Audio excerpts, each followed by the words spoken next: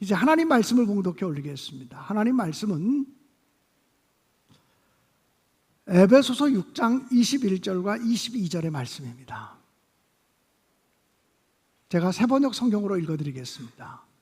사랑하는 형제요, 주 안에서 진실한 일꾼인 두기고가 내가 지내는 형편과 내가 하고 있는 일과 그 밖의 모든 것을 여러분에게 알릴 것입니다.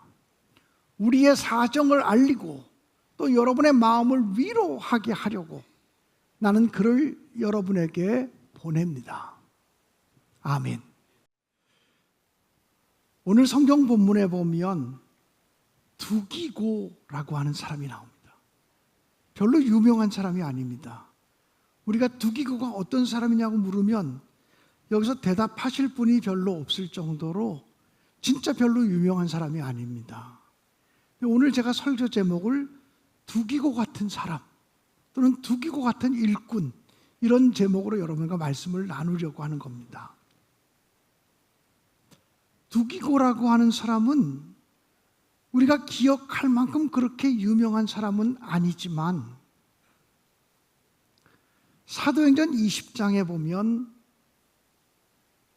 예루살렘 지역에 흉년이 들어가지고 예루살렘 교회도 함께 어려움을 당하게 되었습니다. 그때 바울 사도가 이방인 지역에 세운 교회들에게 예루살렘 교회가 흉년을 만나서 그렇게 어려움을 당하고 있으니 우리 교회들이 구제 헌금을 해서 예루살렘 교회를 도와주자. 그래가지고 바울 사도가 세운 교회들마다 구제 헌금을 해서 그 구제 헌금을 모아가지고 대표단 몇 사람과 함께 예루살렘 교회를 구제 헌금을 전달하기 위해서 방문하는 그런 장면이 나옵니다. 그때 바울 사도와 함께 이방인 교회가 모았던 구제 헌금을 전달해주는 방문단 가운데 한 사람이 바로 두기고였다고 사도행전 20장 4절은 기록하고 있습니다. 그러니까 이방인 교회를 대표하는 사람 가운데 한 사람이었다 하는 사실을 알게 되죠. 또 디모데후서 4장에 보면 바울 사도가 감옥에 갇혀 있을 때 감옥에 갇혀 있는 바울 사도를 옥바라지 하도록 도와준 사람이 바로 두기고였습니다. 바울 사도를 옥바라지 하도록 파견해 준 사람이 두기고였다는 것을 알게 됩니다. 여러분, 다른 사람의 옥바라지를 해본 적이 있습니까? 저는 젊었은 시절에 옥바라지 했던 경험이 있습니다. 저희 신학교 동기들이 군대 갔다 와서 신학대학을 졸업하고 1986년도에 저는 의정부의 목회를 개척하며 시작했고 저희 두 명의 친구들은 반월과 안산 지역에 개척하며 같은 시기에 교회를 개척하며 목회를 시작했습니다. 근데 어느 날 결혼한 지 한 달밖에 안 된 우리 정말 신혼부부였던 친구 목사가 예배를 마치고 나가다가 누구한테 붙잡혔는지 행방불명이 되었습니다. 신발 구두 한 조각만 떨어져 있었고 어디로 갔는지 부인도 모르고 가족도 모르고 교인도 모르고 아무도 모르는 상태에서 석 달을 지냈습니다. 석 달을 수소문한 끝에 설교하는 게 군사 독재 정부에 거슬린다 그래서 바로 남영동 대공분실로 붙잡혀갖고 물고문 전기고문 다 당했던 그런 친구가 있었습니다. 그때 제가 나섰습니다. 내가 친구들을 대신해서 옥바라지를 하겠다. 그래가지고 그 당시 다 개척하는 목회자들이었기 때문에 봉급이 없었습니다. 저도 3년 동안 그 당시 봉급 이런 한 푼도 없이 교회를 섬길 때였습니다. 여기저기서 저를 도와주는 사람들이 있어서 한 달에 15만 원, 86년도 상황이지만 한 달에 15만 원으로 생활하던 시절이었습니다. 우리 친구들 형편도 다 똑같았습니다. 그래서 제가 친구들에게 다 전화해서 한 달에 5,000원씩, 3,000원씩, 10,000원씩이라도 좀 나에게 돈을 보내달라. 그 돈을 모아가지고 책도 사주고 사식도 넣어주고 영치금도 넣어주고 그런 일을 제가 수년 동안 옥바라지 했던 경험이 저에게도 있습니다. 그 친구는 우리 서울연회에서 감독까지 지낸 친구가 되었습니다. 그 친구가 젊었을 시절 제가 자기 옥바라지 했던 것을 지금도 기억하고 있는지 잘은 모르겠습니다만 바로 지금 오늘 성경 본문에 보면 두기고라고 하는 사람이 바울 사도의 옥바라지를 했던 사람입니다. 그쯤 되면 이 두기고가 바울 사도를 위해서 얼마나 헌신한 사람인지를 알게 됩니다. 바울 사도는 옥중에 갇혀 있으면서 에베소 교회의 교인들에게 편지를 썼습니다. 그리고 자기와 함께 자기를 옥바라지하며 머물러 있는 두기고에게 그 편지를 주면서 에베소 교회에 전달하라고 했습니다. 오늘 우리가 에베소서를 읽을 수 있는 것은 바울 사도의 두루마리 편지를 받아가지고 에베소 교회에 전달해준 두기고라고 하는 사람이 있었기 때문에 우리가 이 에베소서를 지금 읽을 수 있는 것입니다. 바울 사도는 에베소서를 그 편지를 두기고라고 하는 사람의 손에 들려서 에베소 교회 교인들에게 보내면서 이 두기고가 어떠한 사람인지를 밝혀주고 있습니다. 두기고가 어떠한 사람이기에 제가 오늘 여러분에게 두기고와 같은 사람이 되자고, 두기고와 같은 일꾼이 되자고 설교하는 것일까요? 첫째로 이 두기고는 사랑받는 형제요라고 기록이 되어져 있습니다. 이 두기고는 바울 사도에게 사랑받는 형제였습니다. 또 에베소 교인들에게도 사랑받는 형제였습니다. 에베소 교회가 거부하는 사람이었다면 두기고를 보낼 수 없었을 것입니다. 바울 사도에게도 사랑을 받고 에베소 교회 교인들에게도 사랑을 받는 형제였다고 하는 사실을 알게 됩니다. 여러분, 우리가 바울 사도의 서신서들을 읽어보면 바울 사도가 옥에 갇히게 되었을 때 바울 사도를 반대하는 사람들이 불같이 일어났습니다. 바울 사도가 복음을 증거하다가 오해를 받고 옥에 갇힌 것을 모르지 아니함에도 불구하고 바울 사도가 옥에 갇혔다는 것 때문에 바울 사도가 옥에 갇혔으니 바울 사도를 따라가지 말자, 이렇게 선동하는 사람이 생겨졌습니다.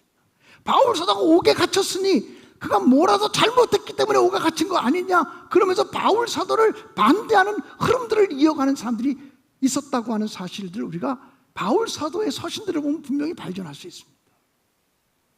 그러니까 바울 사도가 옥에 갇힌 것 때문에 복음을 증거하다 예수 그리스도를 위해서 옥에 갇혔는데도 불구하고 바울 사도로부터 말씀을 듣고 세워진 교회 내에서도 바울 사도를 반대하는 적대자들이 생겨지기 시작했다는 거예요. 그런 상황 속에서 바울 사도는 나도 사랑하고 에베소 교인들도 사랑하는 두기고를 너에게 보내는 것이 합당하다고 여겨서 사랑받는 형제를 너에게 보낸다, 이렇게 말하는 것을 보게 돼요. 여러분, 우리가 하나님께도 사랑받고 사람에게도 사랑받는 것이 참 쉽지 않아요. 우리가 목사님께도 사랑받고 성도들에게도 사랑받는 것이 쉽지 않습니다. 사랑하는 여러분, 저는 성경을 읽다가 다윗이라고 하는 사람을 발견할 때마다 소스라치게 놀라요. 그분의 인물됨 때문에 놀라는 것입니다. 우리가 한번 성경 말씀을 찾아볼게요. 사무엘하 3장 36절에 보면 이렇게 기록되어서 있습니다. 함께 읽어볼까요? 시작. 온 백성이 보고 기뻐하며 왕이 무슨 일을 하든지 우리가 다 기뻐함으로, 그랬습니다. 온 백성들이 다윗 왕을 기뻐했다. 그리고 온 백성들이 다윗이 무슨 일을 하든지 기쁘게 여겼다, 이런 말이거든요. 이게 쉬운 일이 아니에요.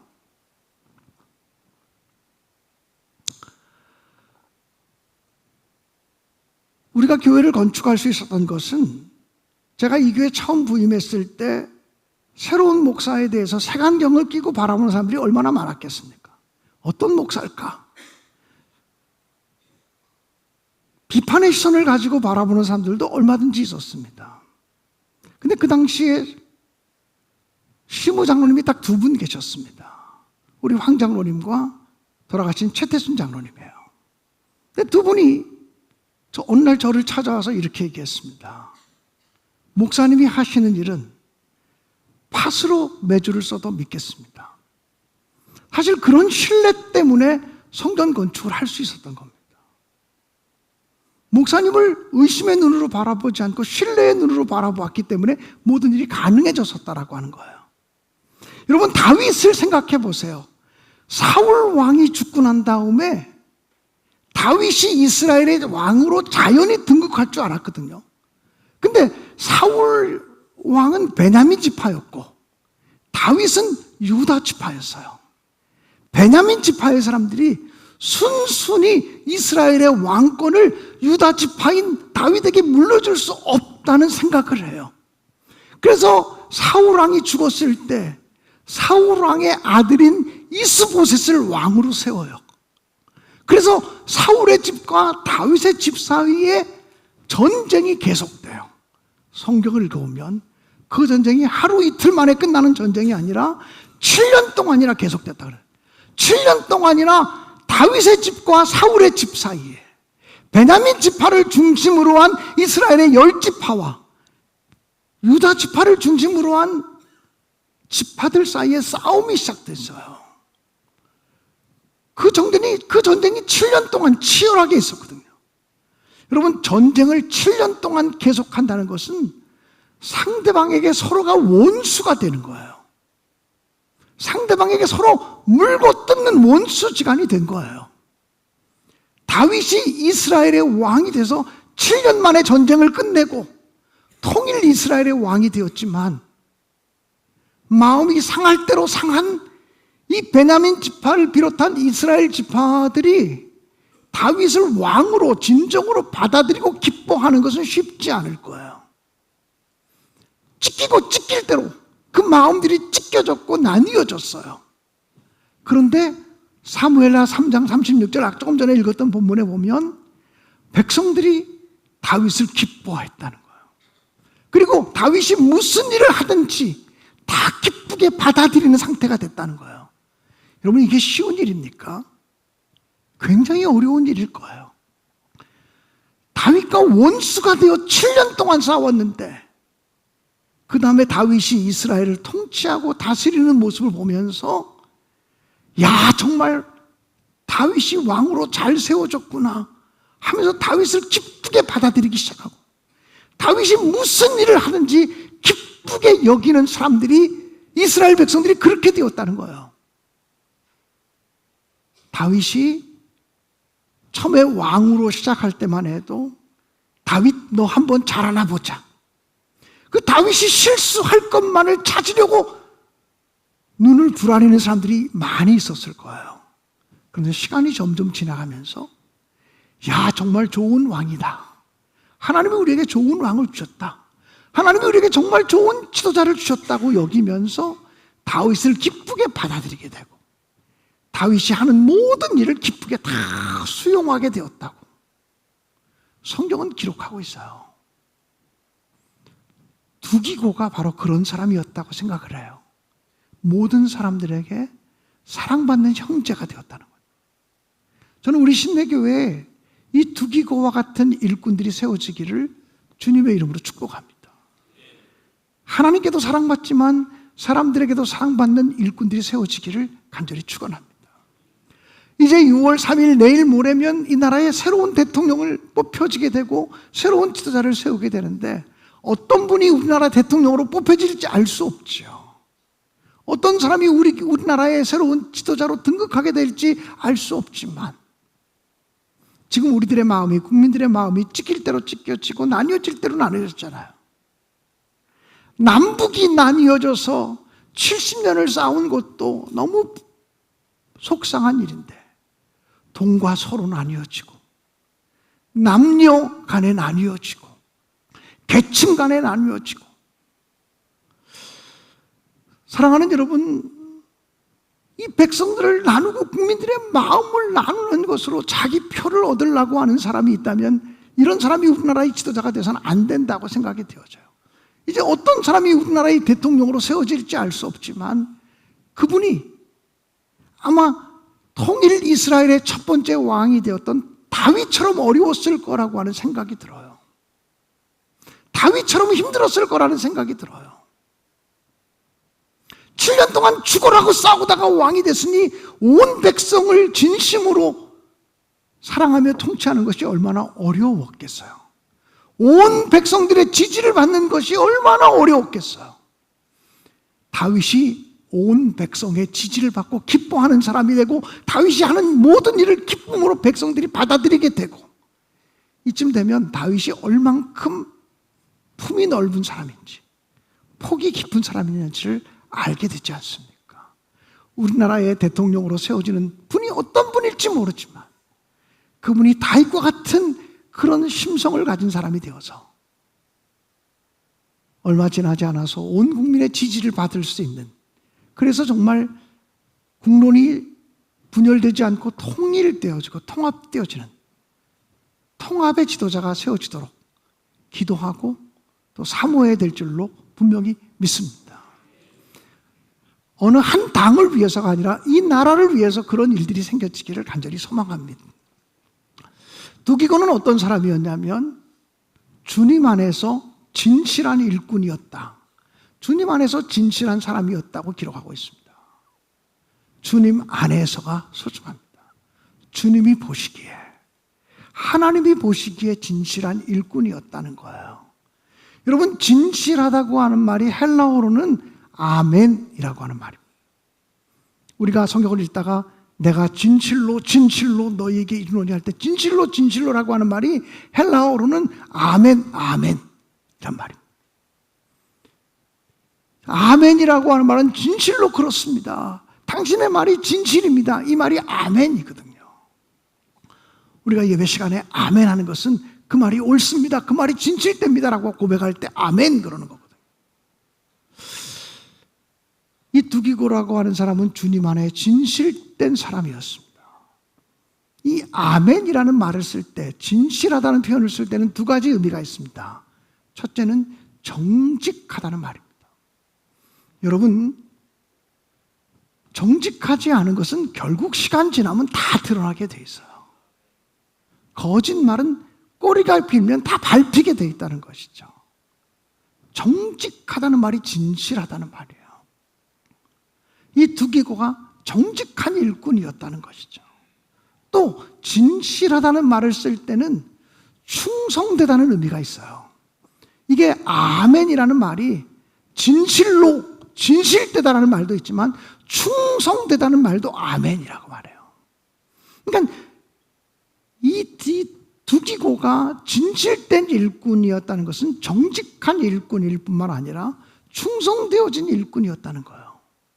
우리가 장차 하나님 나라 갈 때, 우리가 죽어서 하나님의 심판대 앞에 서게 되면 우리가 얼마나 많은 업적을 이루었는지, 얼마나 많은 성공을 이루었는지를 가지고 하나님이 우리를 심판하지 않을 거예요. 우리가 얼마나 진실된 일꾼이었는지, 충성스러운 일꾼이었는지를 바라보며 주님이 우리를 심판하실 거예요. 그래서 마태복음에도 보면 주님이 심판하실 때 착하고 충성된 종아 그랬지, 착하고 무슨 업적을 많이 이룬 종아, 성공한 사람아 이렇게 말하지 않았거든요. 충성하느냐 안 하느냐를 보실 거예요. 두기고는 충성스러운 일꾼이었어요. 이 새 예배당을 짓고 한 2, 3년쯤 지났을 때 감리교 신학대학의 후배 목사님들이 저를 찾아왔어요. 아니, 협성대학교까지 포함해서 그 무리들이 찾아왔었어요. 그리고 우리 교회를 쭉 견학하고 나서 이제 모든 모임이 맞춰지게 될 때 혹시 더 묻고 싶은 거 없느냐, 더 알고 싶은 거 없느냐라고 물었더니 그 중에 한 젊은 목회자가 이렇게 말했어요. 목사님, 성공하는 목회자가 되려면 어떻게 해야 됩니까? 목회에 성공하려면 어떻게 해야 됩니까? 라고 물었어요. 아마 그 젊은 목사가 볼 때 교회당을 예배당을 예쁘게 짓고 이러니까 제가 그 사람들의 기준에서 성공한 목사처럼 보였던 모양이에요. 그래서 성공한 목회자가 되려면 어떻게 해야 됩니까? 성공한 목회를 하려면 어떻게 해야 됩니까? 라고 물었어요. 그때 제가 이렇게 얘기했어요. 성경에 성공이라고 하는 단어는 한 단어도 등장하지 않습니다. 성공이라는 단어는 매우 세속적인 단어입니다. 성경은 성공을 얘기하지 않고 충성을 얘기합니다. 성공하는 목회자가 되려고 하지 마시고 충성하는 목회자가 되려고 힘쓰십시오. 이렇게 말해드렸습니다. 우리는 우리들의 자녀들을 양육하면서 어떻게 하면 내 자녀를 성공자가 되게 할 수 있을까? 내 자녀가 어떻게 하면 성공하게 할 수 있을까? 그 자녀를 성공하게 하려고 공부도 시키고 유학도 보내고 성공하게 하려고 스펙도 쌓아주려고 애쓰게 됩니다. 여러분, 그렇게 자녀 교육을 하면 후회스러울 때가 있을지 모릅니다. 성공하는 자녀를 만들려고 하지 말고 주님 안에 충성스러운 자녀를 만들어야겠다는 생각을 가지고 자녀를 위해 기도하고 뒷바라지하고 그렇게 하시기를 주님의 이름으로 간절히 축원합니다. 주님께 충성하는 자녀를 만들면 그의 인생은 행복할 것이고 그의 인생은 복될 것이고 그는 주님 안에서 쓰임받는 사람이 되어주고 말 것입니다. 두기고가 그런 사람입니다. 두기고는 주님 안에서 진실된 사람, 주님 안에서 정직한 사람, 그리고 주님 안에서 충성스러운 사람이었습니다. 저는 우리 교회도 두기고와 같은 일꾼이 많이 생겼으면 좋겠다고 생각을 하고요. 이제 이틀 후에 우리에게 새로 등장하는 지도자도 두기고와 같은 사람이 됐으면 좋겠습니다. 정직한 대통령이 세워졌으면 좋겠습니다. 거짓말 많이 하는 대통령이 아니라 정말 정직한 대통령이 세워졌으면 좋겠어요. 어떤 분이 대통령으로 세워질지 알 수는 없지만 정직한 분이 세워졌으면 좋겠고, 그리고 충성스러운 사람이 대통령으로 뽑혔으면 좋겠다는 소망을 갖습니다.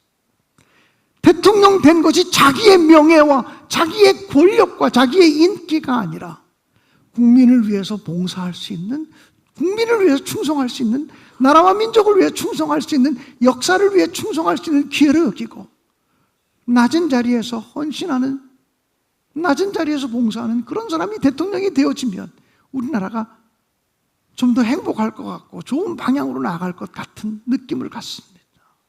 사람은 누구나 완전하지 않습니다. 사람은 누구나 거룩하지 않습니다.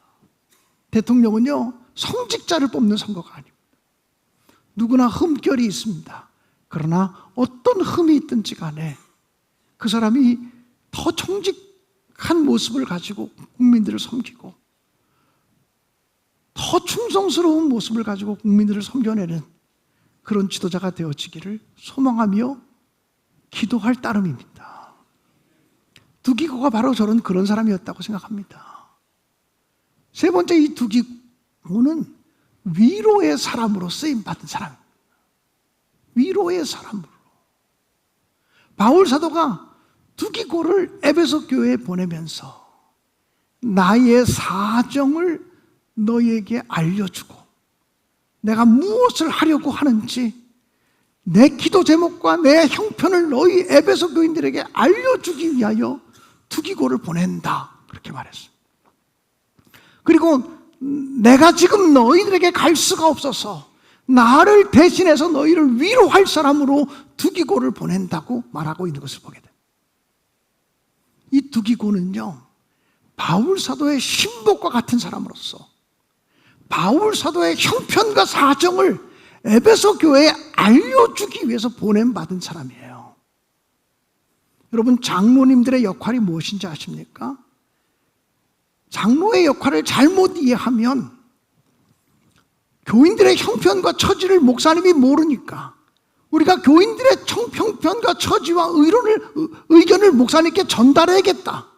목사님이 모르니까 교인들의 상황을 목사님께 전달해야겠다. 이것이 장로라고 생각하면 장로의 위치를 잘못 알고 있는 거예요. 장로는 감리교 교리와 장정에 보면 목사를 도와서라고 되어져 있어요. 목사를 도와서 교회를 세우는 사람이 장로라는 것이죠. 장로는 목사의 형편과 사정을 교인들에게 알려주는 사람, 목사의 꿈과 비전과 기도 제목과 소망을 교인들에게 알려줘서 교인들이 한 마음 되어 함께 전진하도록 하는 역할을 하는 사람들이 장로라는 거예요. 교회의 지도자는 그런 역할을 하는 사람이에요. 어떤 사람이든 속장이든 인도자든 또는 교구장이든 회장이든 교회의 지도자들은 두기고와 같이 바울 사도의 형편과 처지와 꿈과 기도의 제목을 에베소 교회에 알려주는 것처럼 그렇게 알려주는 중간 지도자의 역할을 하는 사람이 두기고였다는 거죠. 그리고 특별히 위로의 사람으로 쓰임받게 하기 위해서, 너희를 위로하게 하기 위해서 두기고를 보낸다 그랬어요. 저는 우리 교회에 두기고와 같은 일꾼, 평신도 지도자가 많이 세워졌으면 좋겠어요. 어떤 사람? 위로의 사람으로 쓰임받는 사람. 그 사람만 보면 위로가 되어지고 마음의 위안이 되어지는 사람을, 그런 사람이 많이 세워졌으면 좋겠어요. 내일 모레 우리 교회, 우리나라의 대통령으로 세워지는 분이 어떤 분일지 모르지만 그분이 백성들의 상처받은 마음을 많이 위로해주는 사람이 됐으면 좋겠어요. 찢겨지고 나뉘어진 마음을 위로해주는 사람으로 쓰임받았으면 좋겠어요. 그 사람이 누구일지, 그런 사람이 대통령이 되었으면 좋겠어요. 백성들의 마음을 찢어놓는 사람, 더 분노가 일어나게 하는 사람이 아니라 그래도 백성들의 마음을 위로할 사람으로, 위로의 사람으로 쓰임받을 사람이 대통령으로 세워졌으면 좋겠다. 이런 마음을 가지고 기도하다가 오늘 평신도 주일이기도 하고 또 대통령 선거를 앞두고 있기도 해서 두기고와 같은 사람, 두기고와 같은 일꾼, 이런 제목으로 여러분과 말씀을 나누고 있는 것입니다. 제가 그렇게 쓰여지기를 원하고 또 우리 교회 장로님들이나 우리 교회 직분자들이 그렇게 쓰여지기 원하고 또 우리 교회 두기고와 같은 일꾼이 많이 생겨지기를 원하고 이제 이 나라의 대통령을 뽑는 중대한 날인데 우리 대통령이 정말 사랑받는 사람, 그리고 진실하고 정직하고 충성된 사람, 위로의 사람으로 쓰임받는 사람이 이 나라의 지도자가 세워지도록 함께 기도하고 소망할 수 있는 저와 여러분, 우리 모두가 되어지기를 주님의 이름으로 간절히 축원합니다.